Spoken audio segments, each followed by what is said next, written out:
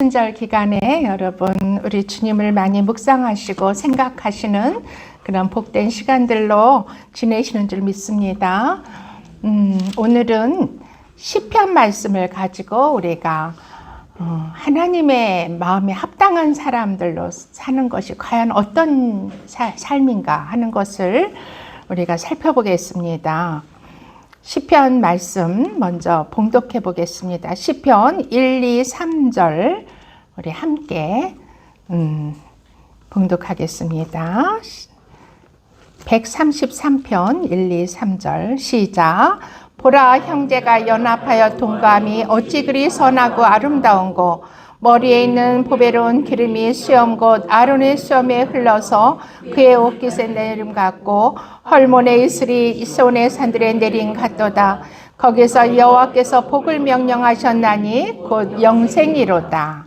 아멘. 우리는 이 다윗이 노래한 것처럼 우리는 우리 형제들, 우리 형제라면요, 육의 형제를 말하는 게 아니에요. 여기서는 예수 그리스도의 피로 맺어진 하나님의 자녀들이 예수님과 함께 형제가 되죠. 예수님은 우리의 형제가 되세요. 그 형제가 우리가 그 예수님의 형제죠. 형제가 연합하여 동거함이 어찌 그리 선하고 아름다운 거 하고 감탄사로 이 시를 시작하고 있어요. 우리는 우리와 연합해 주시는 예수님을 이 문장에서 볼 수가 있어야 돼요. 예수님은 우리와 연합하기 위해서 이 땅에 오셨어요. 우리 안에 들어와 주시기 위해서, 우리와 함께 하시기 위해서, 우리와 동거하시기 위해서 예수님이 오신 거예요. 예수님이 자신을 자랑하기 위해서, 하나님의 아들이라고 이 땅에 자랑하기 위해서 오신 게 아니라 당신의 하나님의 자녀들과 연합하고 우리와 함께 살기 위해서, 동거한다는 건 함께 산다는 거죠. 우리 안에, 우리를 성전으로 삼으셔가지고 우리 안에 함께 살기 위해서 이 땅에 오신 하나님이 바로 예수님이세요. 그리고 그 예수님은 우리가 우리 하나님을 우리 안에 모시기 위해서는 우리가 죄가 있으면 안 되었어요.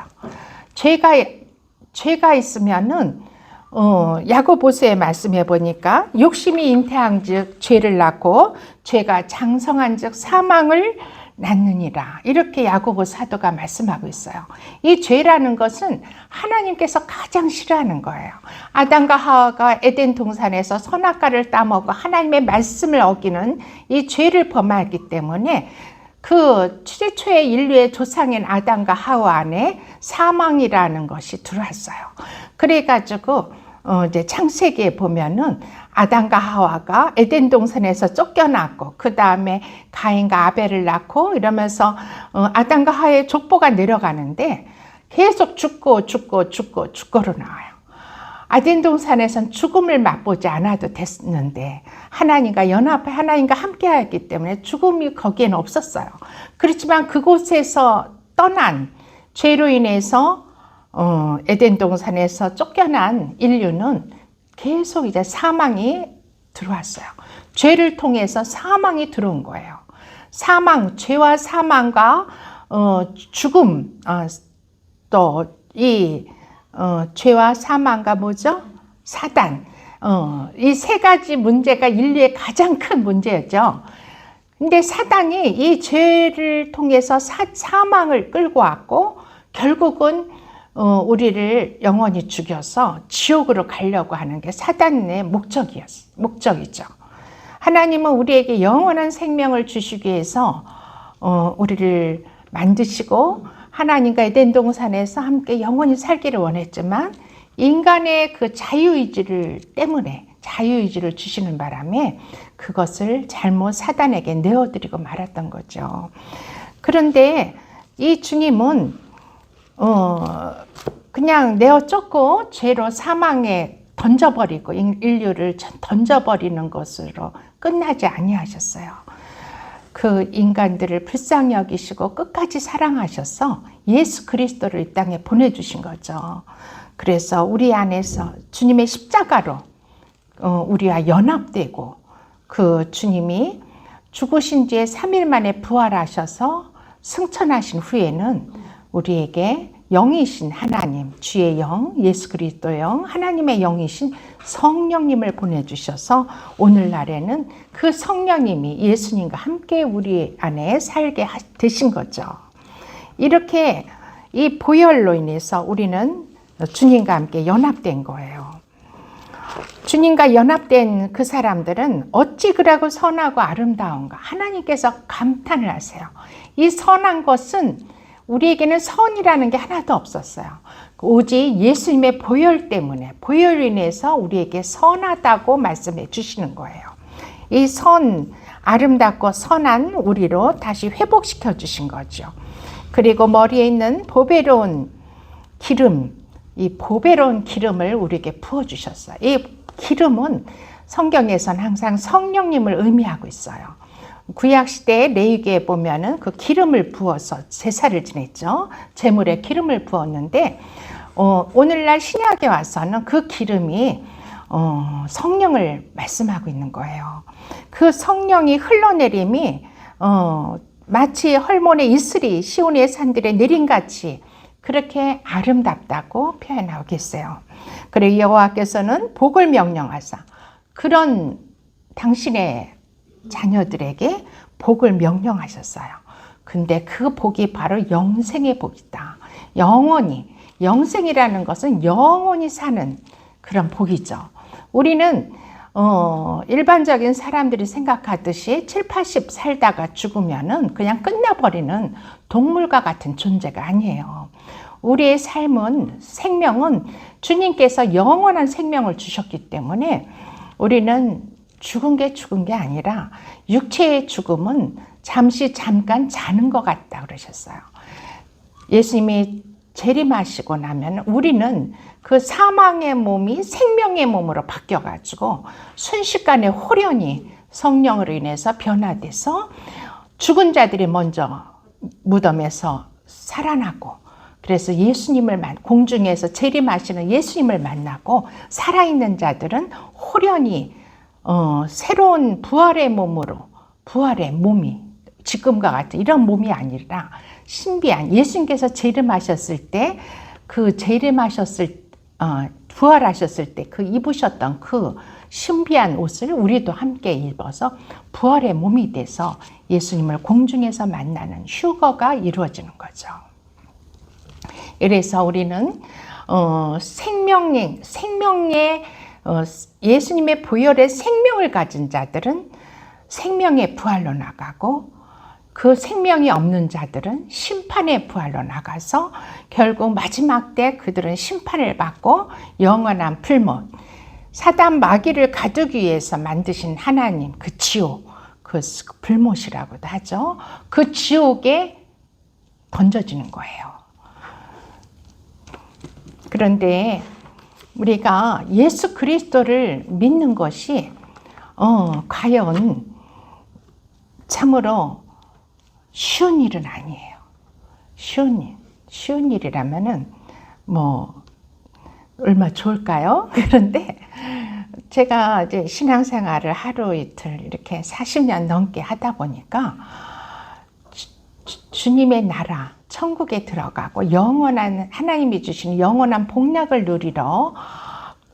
누리는 그 영생을 얻는 것, 그 영생을 얻는 것이야말로 이 땅에서 우리가 누릴 수 있는 가장 큰 축복이에요. 축복 중에 축복은 그 영생이에요. 하나님 나라에 가서 지금도 우리가 예수님과 함께 있듯이, 이제 예수님과 함께 있지만 우리 예수님 볼 수가 없잖아요. 그렇지만 그 함께 하신 예수님과 진정으로 우리가 보며 느끼며 같이 사는 것, 마치 내 옆에 남편이 같이 있는 것처럼 이제 우리가 하늘나라에 가면 예수님과 영원히, 거기에서는 죽음도 없이 영원히 주님과 함께, 그 사랑의 주님과 함께 사는 거예요. 그것이 바로 우리에게는 영생인 거예요. 그 축복을 우리에게 주시기 위해서 이 땅에서 우리를 부르셨고, 또 그 나라에 들어가서 살기 위해서 우리의 죽은 영을 우리를 살려주시는 거예요. 우리는 죄로 인해서 누구나 다 죽은 자였어요. 육신이 산다 그래서 산 자가 아니에요.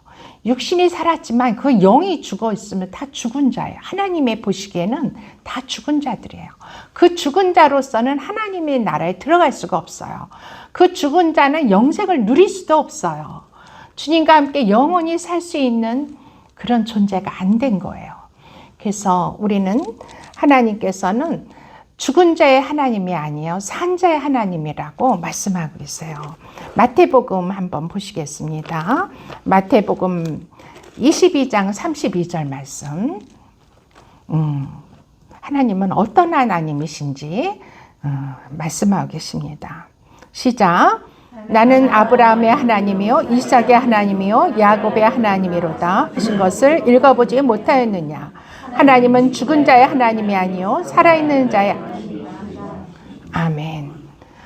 하나님은요 왜 아브라함의 하나님이라고 시작했을까요? 마태복음 1장에 보면 예수님의 계보가 나와요. 예수님의 계보가 나오는데 그때 1장 1절에서 아브라함과 다윗의 자손 예수 그리스도의 계보라. 아브라함이 이삭을 낳고 이삭은 야곱을 낳고 야곱은 유다의 그의 형제들을 낳고 해서 42대까지 내려가서 예수 그리스도가 마리아를 요셉과 함께 살게 된 그 마리아를 통해서 예수님이 성령으로 잉태되었다고 그렇게 기록하고 있어요. 근데 아니 아브라함이 첫 인류의 조상이 아니잖아요. 아담과 하와가 인류의 첫 조상, 아담이 하나님 만든 첫 인류의 조상인데 하나님은 왜 아브라함의 하나님이라고 그랬는가? 우리는 항상 성경에 읽을 때마다 늘 질문을 해야 돼요. 질문. 왜 이렇게 하나님이 이렇게 말씀하셨을까 하고 성경의 답은 성경에 있어요. 그래서 자꾸 찾아봐야 돼요. 성경 말씀을. 그런데 이 아브라함의 하나님, 이삭의 하나님, 야곱의 하나님은 죽은 자의 하나님이 아니라 산 자의 하나님이라고 그랬어요. 아, 그러면은 죽은 자가 있고 산 자가 있구나. 죽은 자는 하나님께서 보혈의 족보에 제외를 시켜버리세요. 보혈의 족보는 천국에 들어간 생명책에 기록하는 족보죠. 거기 제외를 시키세요. 그래서 우리는 그 보혈의 족보에 들어가는 게 굉장히 중요해요. 그런데 이 살아있는 자라는 것은 영이 살아있는 자, 영이 죽은 자는 영이 죽은 자, 영이 살아있는 자 이렇게 말하는 거예요.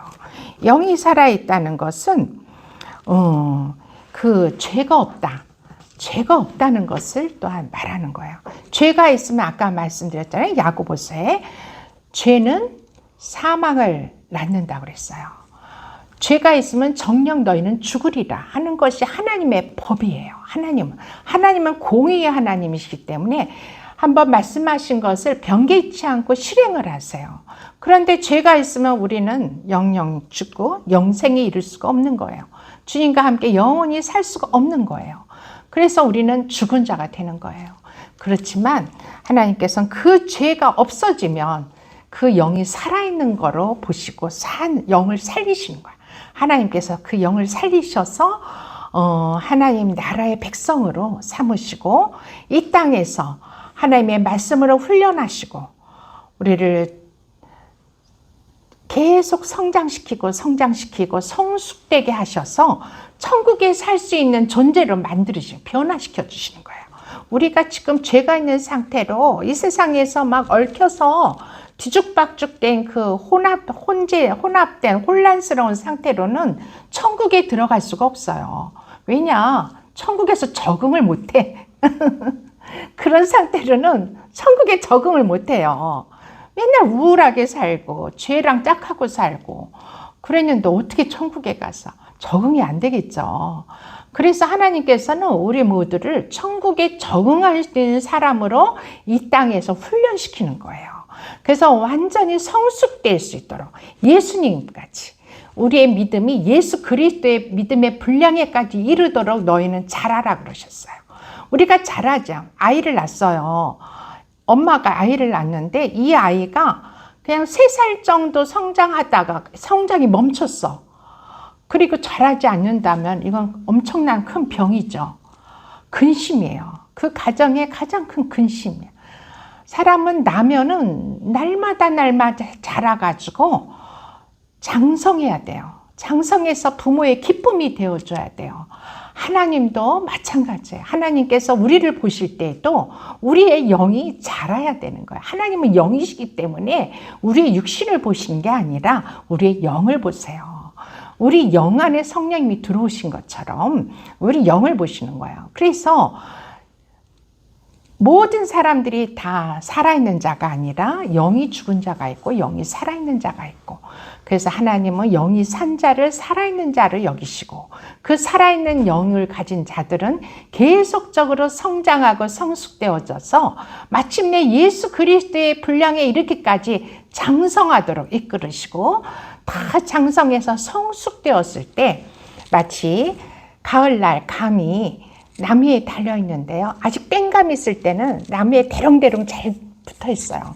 그렇지만 완전히 익어서 완숙이 되어가지고 잘 익으면은 그때 주인이 그 감을 따게 되겠죠. 그래서 따서 드시는 거예요. 그처럼 우리의 인생도 이렇게 땡감일 때는 먹을 수가 없어. 하나님께서 데려가지를 않으세요. 그리고 잘 익어서 아주 맛있게 익은 성숙된 그 영혼들은 하나님께서 얼른 따서 천국의 곳간에 들여보내시는 거예요. 아멘.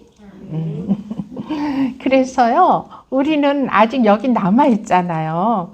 아직 천국 곳간에 들어갈 만한 자격이 안 되는 거야.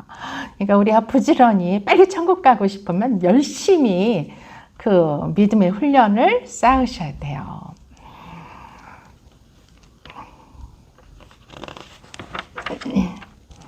그런데 우리는 아까 그랬죠. 죄가 있으면 우리의 영이 죽은 자라고 했어요. 그러면 우리는 이 사순절 기간에 제가 누누이 말씀드렸죠. 이 회개하라는 기도문을 가지고 우리가 하루에 한 장씩, 날짜별로 한 장씩을 읽으면서 내 안에 있는 죄들이 무엇인지 그 말씀들이 우리 안에 우리가 모르고 있는 죄악들을 드러내 주세요.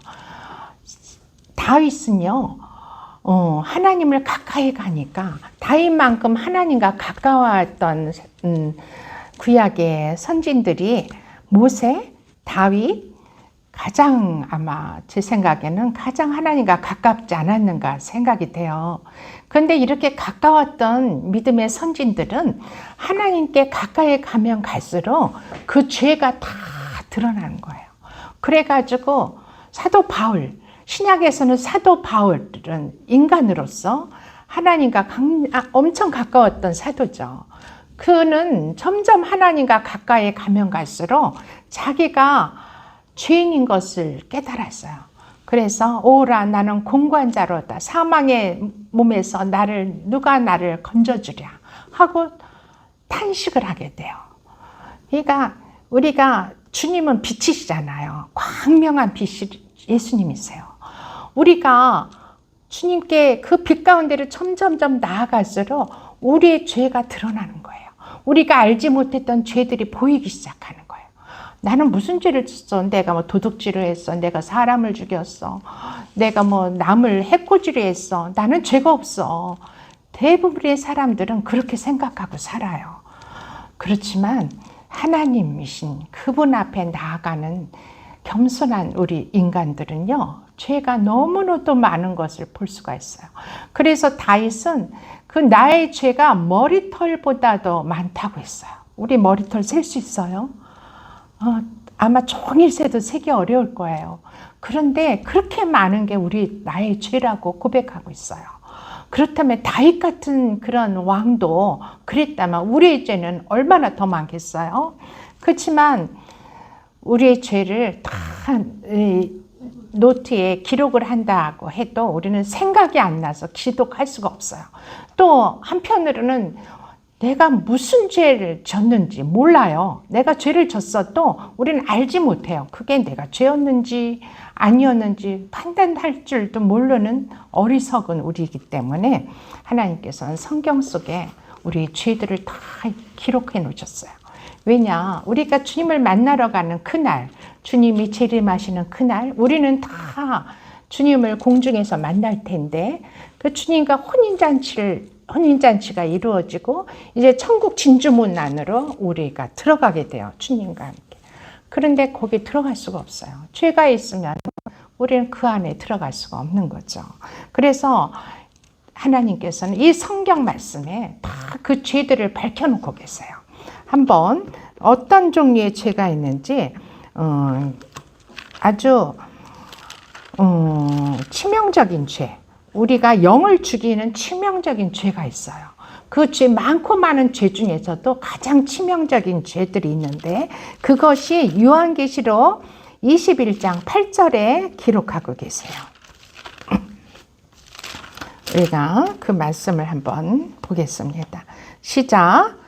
그러나 두려워한 자들과 믿지 않는 자들과 흉악한 자들과 살인자들과 음행하는 자들과 점순가들과 우생 숭배자들과 거짓말하는 모든 자들은 불과 유황으로 이것이 둘째 사망이라. 아멘.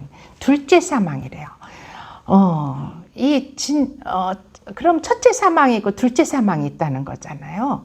이 첫째 사망은 그냥 육신이 죽는 거, 잠자는 거. 우리는 잠잔다고 그러죠. 죽는다고 하네요. 진정한 죽음은 이 불못에 가는 이 둘째 사망이 진정한 죽음인데 이들은 죄가 있는 자들이 이 불못으로 들어가는 거예요. 근데 여기 보세요. 두려워하는 자들. 죽음을 두려워. 우리는 가장 두려워하는 게 뭐예요? 죽음이죠. 죽음을 두려워하고 사단을 두려워하고 이 두려워하게 되면요. 불못으로 간대요. 두려워하는. 그래서 이 성경에는요. 하나님께서 366번 두려워하지 말라고 말씀을 하고 있어요. 성경 말씀 속에. 매일매일 하나님은 두려워하지 말라. 이렇게 경고하시는 거예요. 이 두려워하는 거. 우리의 사망, 죽음 이런 걸 두려워하는 거. 근데 죽으면 어떡하지? 죽음을 어떡하지? 맨날 죽음에 사로잡혀가지고 두려워하는 그 죄가 첫 번째 죄예요. 첫 번째 죄. 놀랍죠, 여러분?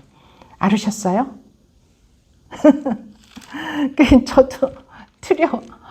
이 막 아파가지고 죽게 되면은 너무너무 무서워요. 제 이제 남편 목사님이 갑자기 이렇게 아프셔가지고 돌아가시는데 제가 119 구급차를 타고 남편을 모시고 구급차를 저 혼자 타고서 2시간 반을 달려서 성모병원으로 가는데 얼마나 무섭던지 두렵고 진짜 죽을까 봐 너무 두려웠어요.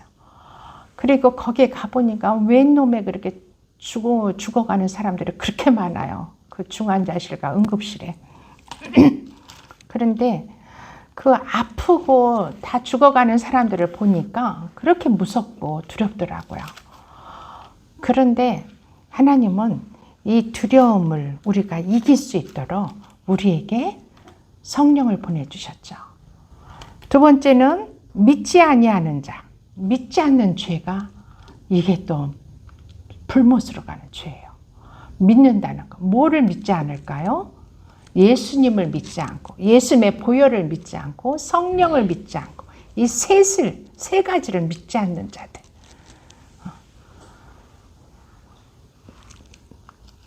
지금 다 걱정스럽죠. 예수님을 믿지 않고 예수님의 보혈, 예수님이 흘려주신 십자가의 보혈의 권능을 믿지 않고 성령님이 내와 함께 하심을 믿지 않는 거. 우리가 입술로는 맨날 믿는다 하지만 내 마음으로 진짜 믿는 거, 진짜 믿음. 그 믿음이 중요한 거예요.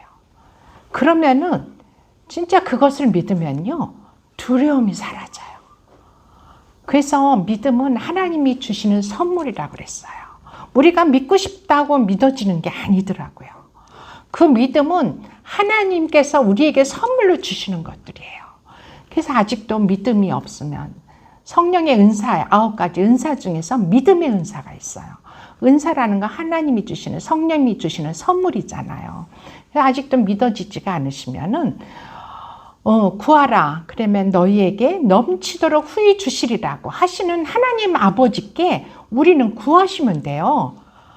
하나님이 당당한 자녀들이, 우리의 자녀들이요.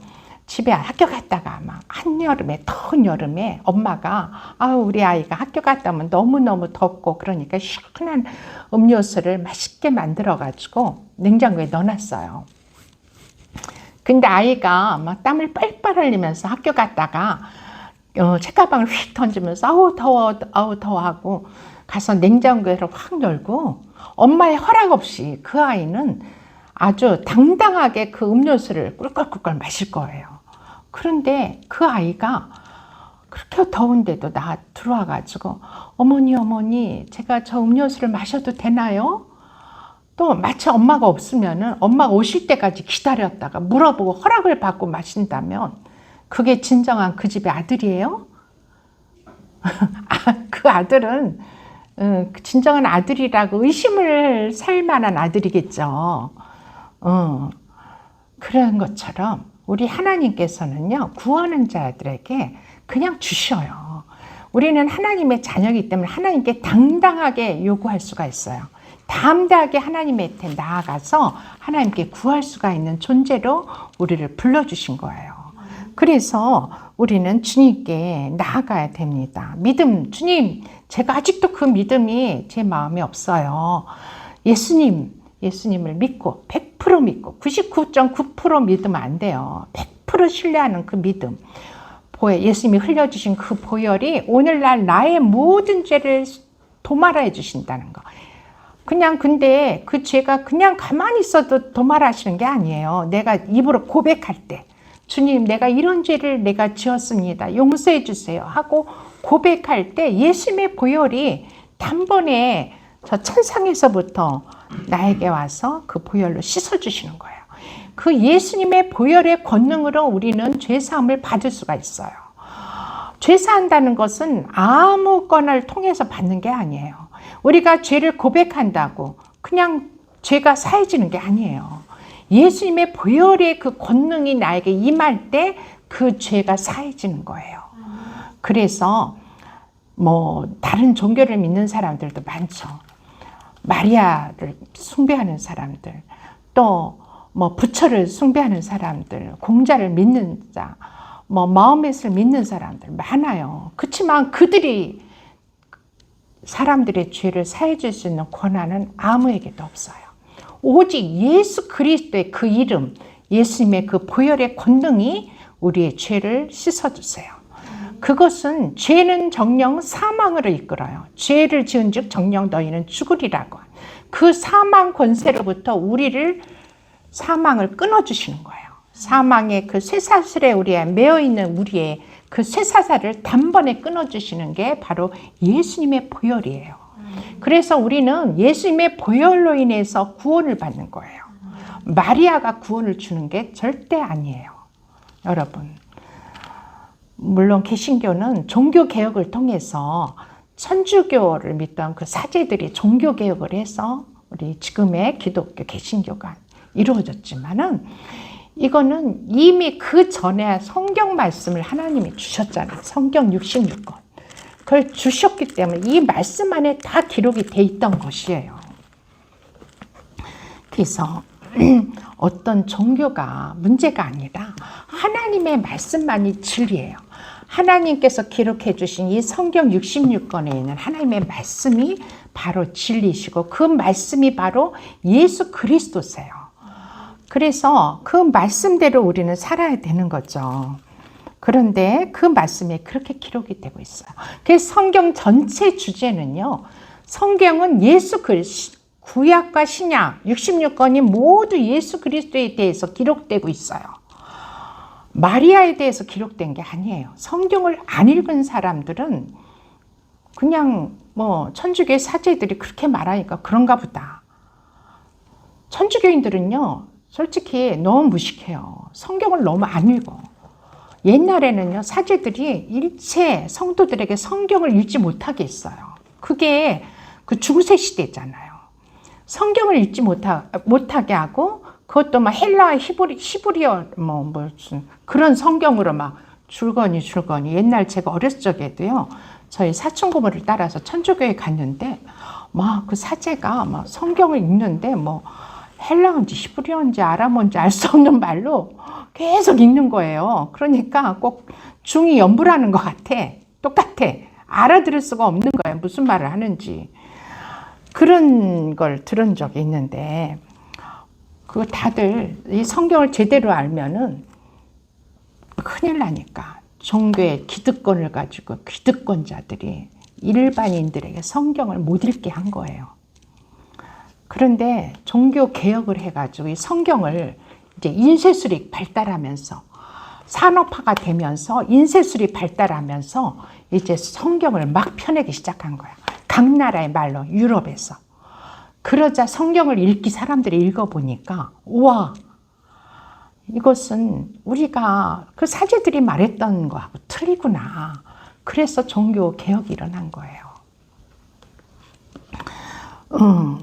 이렇게 이 죄를 다 얘기하다간 한도 없겠네요. 믿음이 없는 죄, 흉악한 죄, 그렇죠. 믿음이 없다는 건 뭘 믿은 거? 세 가지. 예수와 보혈과 성령. 이 세 가지를 믿지 않는 죄. 흉악한 자, 살인자, 음행하는 살인자는요, 하나님께서는 누군가를 미워하는 것도 하나님은 살인한 죄로 여기신다고 그랬어요. 우리가 마음에 품은 죄들도 하나님은 동일하게 여기고 계세요. 음행하는 자들, 간음하는 자들, 점술가들, 술객들, 점술가들, 점치는 자들. 예. 하나님은 우리나라는요, 무속이 어마어마해요. 그쵸? 그래서 무당들을 가서 그 미래를 알고 싶어가지고 늘 불안하니까 사람들은 항상 두려움과 불안감에 쌓여 살아요. 그러니까 거기 가서 돈을 주고 점을 치는 거야, 무당들을. 그냥 봐줘요? 점을 그냥 봐줘요? 그 복채를 내야지. 저도 어렸을 적에 우리 친정어머니를 따라서 점집에 참 많이 갔네요. 그리고 또 이대 앞에 점집들이 그렇게 많아요. 그래가지고 불안해가지고 점집에를 간 적이 있어요. 그랬더니 딱 한 번 제가 제 발로 갔어요. 학교 앞에 점집에를. 그랬는데 그 점쟁이가 저 점을 안 봐주는 거예요. 나를 밥을 사줘요. 나를 저녁에 갔는데, 학교 공부 마치고 저녁에 갔는데, 점 보는 아저씨가 점은 안 봐주고 저를 밥을 사주면서 학생은 앞으로 미래가 창창하고 앞으로 너무 잘 될 것이라고, 점 보러 다니지 말라고 그러면서 저를 밥을 사줬어요. 너무 신기하죠? 그분이 하나님의 이 종이 될 줄 알았나 봐. 지금 생각하니까. 이렇게 점쟁이들한테 찾아다닌 죄, 엄청 큰 죄예요. 우리는 그러면 안 돼요. 예수 이름으로 점 보는 사람들 많아요. 그쵸? 옛날에는 기도원 같은 데 가서 가면은 기도원장들이 다 헌금을 바치면은 그 헌금 봉투를 가지고 또 막 미래를 얘기해주고 예언 기도를 해주고 막 그러는데, 물론 예언의 은사가 있어서 기도를 해주면은 좋은데, 하나님의 성령이 주시지 않은 말까지도 막 하는 거예요. 자기 생각대로. 이러면은 예수 점쟁이들이 되는 거예요. 그래서 그런 짓을 하는 사람들, 또 우상숭배자들. 우상숭배는요, 이게 진짜 하나님보다 내가 더 사랑하는 게 우상숭배예요. 뭐 조각을 만들어 놓고 거기 가서 막 빌고, 이거는 뭐 말할 것도 없고, 옛날에는 뭐 나무 그 동네마다 막 칠성당이 있었잖아요. 그래가지고 이 동네 입구에 거기 들어가서 사람들이 빌고 기도하고 이랬는데, 그런 우상숭배자들 뿐만이 아니라 내 마음으로 하나님보다, 우리 주 예수 그리스도보다 더 사랑하는 게 바로, 사랑하는 것을 내 마음에 품고 있으면 그게 우상숭배자예요. 그래서 하나님은 예수를 믿는 자들은요, 집안의 원수가 된다고 그랬어요. 집안에서부터 원수가 일어난다고. 내 자녀들, 엄마들은 특히 아들, 딸들, 자기 자녀들을 사실 너무나, 한국의 어머니들은 특별히 더 그런 모성애가 강하잖아요.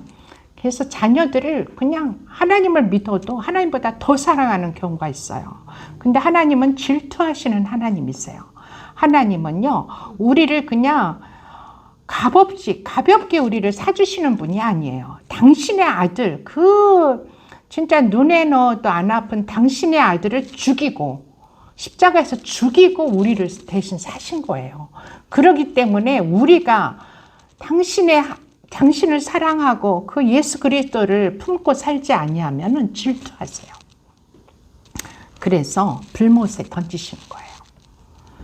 회개하고 돌이켜야 되는 거예요. 이 죄를 적어 놓은 거는 우리가 회개하고 돌이키기 위해서 죄를 기록하시는 거예요. 그래서 우리는 우리 마음에, 지금은요, 세상이 돈과 하나님을 같은 위치에 놓고 살아요. 그렇죠? 돈과 하나님이 동급이에요. 그래서 돈을 쫓는 거예요. 돈을 쫓는 거예요. 세상 사람들은 다 돈이 하나님이에요. 그런데 우리는 돈을 사랑해서는 안 돼요. 돈은 참 좋은 거예요. 저도 돈 좀 많이 주셨으면 좋겠어요. 하나님께서. 그 많은 돈을 가지고 주님 기뻐하시는 일을 마음껏 할 수 있으면 좋겠어요. 돈은 참으로 편리하고 유익되고 좋은 거지만 하나님보다 사랑해서는 안 되는 거예요. 아멘. 네, 이렇게 우리 마음 안에 하나님보다 더 사랑하는 것을 내 마음에 두고 그거를 위해서 쫓는 자들을 하나님은 타는 불못에 던진다고 그러셨어요. 너무 무시무시하죠. 그리고 거짓말하는 모든 자들, 거짓말하지 말아야 돼요. 우리 자녀들에게도 나도 거짓말하지 말아야 돼요. 선의의 거짓말도 안 하는 게 좋아요. 나도 거짓말하지 말아야 되지만 우리 자녀들에게 어려서부터 거짓말하면은 하나님의 나라에 들어갈 수가 없다는 것을 어려서부터 주입시키고 가르쳐줘야 돼요. 그래서 우리는 거짓말하지 않는 자들, 이런 모든 자들을, 거짓말하는 자들, 이런 모든 자들을 하나님은 불과 유황으로 타는 못에 던지리라. 이것이 바로 둘째 사망이라. 이렇게 말씀하고 있어요. 하나님의 사랑하는 자녀들은 이 둘째 사망에 넘기지 않기 위해서 예수님이 오신 거예요. 그리고 예수님이 우리를 심판의 부활로 나가는 게 아니라 생명의 부활로 우리를 살리셔서 그래가지고 우리를 천국으로 데리고 가서 영원히 하나님과 함께 사는 존재로 우리를 만드시기 위해서 이 땅에서, 이 광야 같은 이 땅에서 우리를 훈련시키시는 거예요. 출애굽한 이스라엘 백성들을, 모세를 통해서 출애굽한 이스라엘 백성들이 광야에서 40년을 뺑뺑이 돌리면서 할 때 그 하나님은 그들이 나의 백성이 되고 나의 말을 준행하고 지키는 그런 자들로 만드시기 위해서 40년간 광야에서 훈련을 시켰었어요. 오늘날 우리도 이런 훈련이 필요한 거예요. 그래서 우리는 이 죽음의 죄, 이 치명적인 죄를 우리는 하나님 앞에 회개하고 또 그 회개할 때 예수님의 보혈이 우리에게 오셔서 우리를 그 죄를 다 씻어주시게 되는 거죠. 그래서 우리는 그 죽은 자가 아니라 산자로 살게 되는 거예요. 그 살아있는 자들만이 우리는 하나님께서 인정하는 자세요. 그리고 이 살아있는 자들은 항상 하나님의 말씀을 먹는 자들이에요. 하나님의 말씀은 영의 양식, 말씀, 성경에 기록된 말씀이에요. 이것은 예수님께서 이 성경에 기록된 이 말씀은 나의 육체라 그랬어요. 그래서 요한복음 6장을 보시겠습니다. 요한복음 6장. 요한복음 5장 6장 55절 말씀. 요한복음 6장 55절 말씀. 시작. 내 살은 참된 양식이요 내 피는 참된 음료로다. 네. 예수님께서 주신 세 가지가 있어요. 살과 피와 영. 예수님은 모든 것을 우리에게 다 주시고 올라가셨어요. 이 살은 참된 양식이라고 그랬어요. 이 참된 양식은 자신의 생명의 떡이라고 하신 것처럼 말씀, 하나님의 말씀. 우리는 그 말씀이 생명의 떡이신 하나님의 말씀을 먹어야지 우리 영이 살아요. 우리 육체도 매일매일 음식을 먹지 않냐면은 살아갈 수가 없어요. 생명, 이 육체의 생명이 끝나죠. 영에도 생명이 있는 거예요. 그래서 그 생명을 계속 유지하기 위해서는 우리가 하나님의 말씀을 계속적으로 읽고 묵상하고 읊조려야 돼요. 그 6절 하나하나 말씀을, 이런 말씀, 지금 내 살은 참된 음료요, 참된 양식이요, 내 피는 참된 음료로다. 이 요한복음 6장의 55절 말씀, 이런 것들을 늘 묵상하고 읊조리고 그러다 보면 암기가 되죠. 암송이 돼요. 그래서 사도 바울은, 다윗 왕도요, 늘 나는 밤낮으로 주님의 말씀을 읊조리며 묵상한다고 하셨어요. 그것은 그 말씀을 암기했다는 거예요. 예수님은 우리에게 본을 보여주셨어요. 예수님이 세례를 받으시고 광야로, 성령에 이끌리셔서 광야로 나가셨는데, 그때 사단의 시험을 받으셨어요. 사단이 광야에 나간 예수님을 시험하러 왔는데, 그때 예수님이 무엇으로 그 사단을 이겼나요? 네, 하나님의 말씀. 기록되어진 하나님의 말씀. 기록된 말씀이 뭐예요? 성경 말씀. 이 기록되어진 하나님 말씀 중에서도 신명기 말씀을 가지고 사단을 이기셨어요. 그렇다면 예수님도 그 말씀을 암기하고 계셨다는 거죠. 그렇죠? 그래서 그 암기된 말씀이 그 심령 안에서 올라오니까 그 말씀으로 사단 마귀를 대적한 거예요. 그것이 기록된 것은 왜 그러냐? 우리도 예수님처럼 하나님의 말씀을 가득 담고 우리 안에, 그 심령 안에 가득 채워서 언제든지 말씀으로 사단을 이기라는 거예요. 물론 예수님이 십자가에서 사단과 죄와 사망을 이겨 놓으셨죠. 그렇지만 아직도 그 사단의 그 머리를 밟으셨어요. 머리를 깨트리셨지만 이 꼬리가 남아서 살아서 예수님이 재림하시는 그날까지 우리를 굉장히 성가시게 해요. 사단이. 능력도 없는 것이. 그런데 사단을 이길 권세를 하나님께서는 성령의 검, 에베소서에 보면은 그 무기를 주셨는데, 그 무기가 바로 성령의 검이라고 그랬어요. 공격하는 거, 사단을 공격할 수 있는 그 무기, 성령의 칼, 검이 칼이죠. 그 성령의 검은 바로 하나님의 말씀이에요. 그래서 우리는 날마다 하나님의 말씀을 이렇게 묵상하고, 뭐 많이 읽을 건 없어요. 하루에 뭐 한 장을 읽든 뭐 몇 소절을 읽든 그 말씀을 늘 그 입술에 읊조리면서 암기하는 것이 너무나 좋아요. 이렇게 하나님의 말씀으로 우리를 영의 양식을 공급해 주셔서 우리의 영을 살리시는 거예요. 그래서 우리는 성경을 읽어야 돼요. 뭐 예배 시간에 사실 이렇게 띄워놓는 것은 여러분이 이제 편리하게 하기 위해서, 시간을 단축시키기 위해서 오히려 좀 그렇게 하는 경향이 있지만, 우리가 사실 이 성경을, 자기 성경이 있어야 돼요.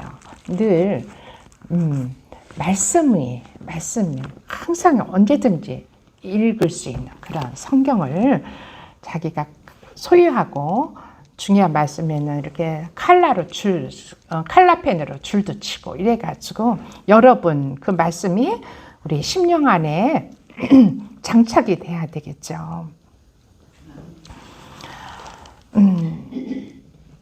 우리가 이제 마지막으로 우리가 이제 이 교회에 와서 이렇게 신앙생활을 같이 공동체 신앙생활을 하게 되는데, 이 교회라는 곳은요, 사실 하나님의 말씀을 주는 곳이에요.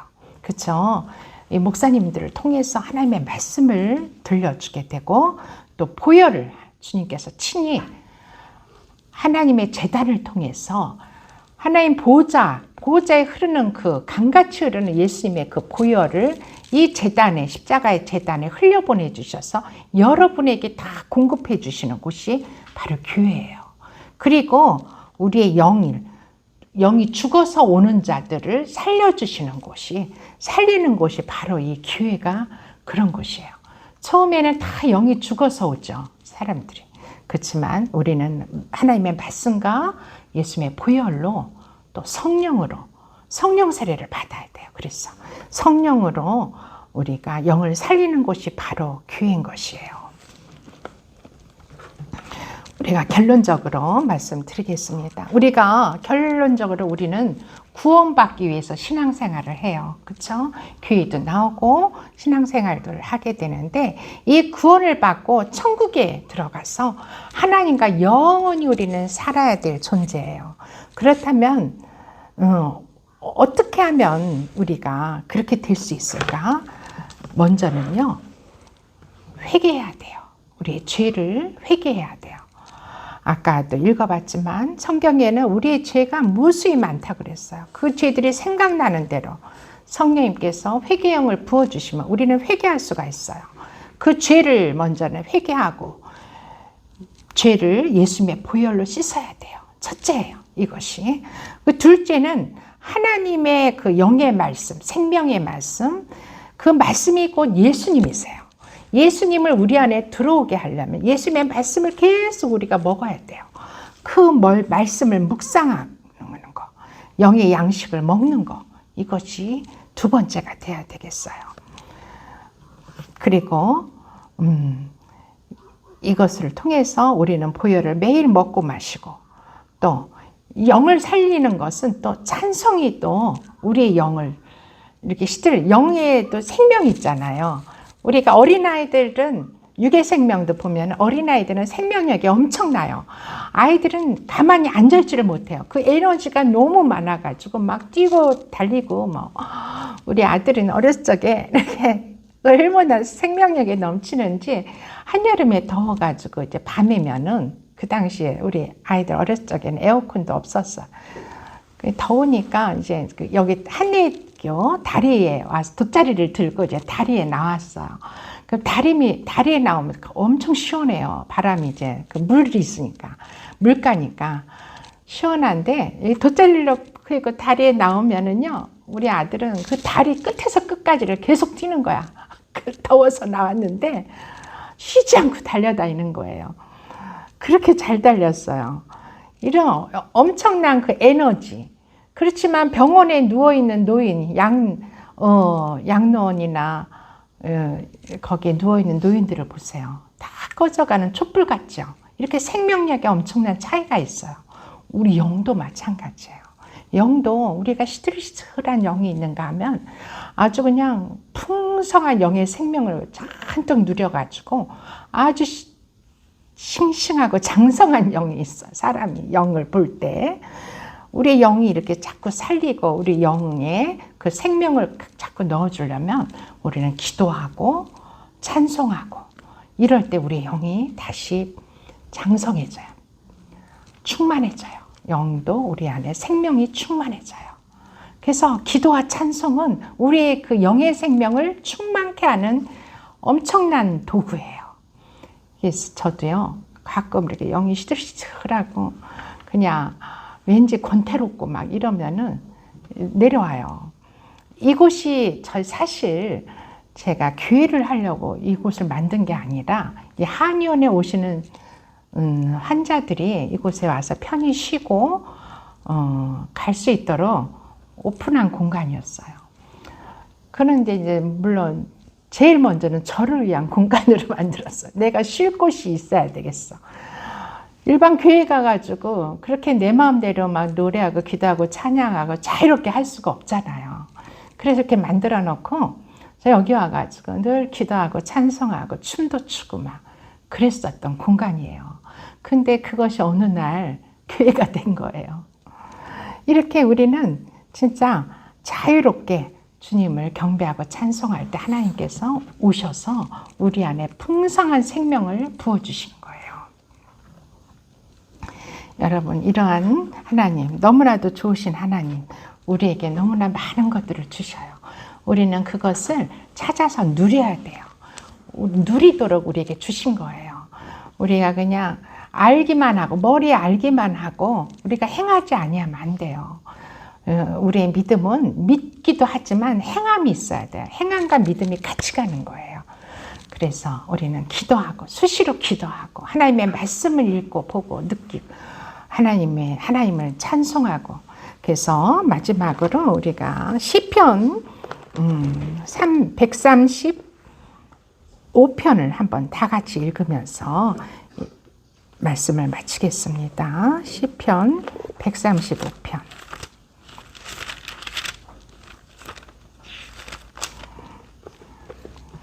다 같이 시작. 할렐루야. 여호와의 이름을 찬송하라. 여호와의 종들아 찬송하라. 여호와의 집 우리 여호와의 성전 곧 우리 하나님의 성전들에 서 있는 너희여 여호와를 찬송하라. 여호와는 선하시며 그의 이름이 아름다우니 그의 이름을 찬양하라. 아멘. 여호와는 예수 그리스도시에요. 예수님. 우리는 하나님 아버지야 예수 그리스도. 그분을 찬송해야 되는 거죠. 우리는 찬송 받으시기에 가장 합당하신 분은 그 두 분이세요. 그래서 우리가 이렇게 하나님을 기뻐하며 즐거워하며 하나님을 찬송하는 저와 여러분이 되시기를 축원합니다. 아멘.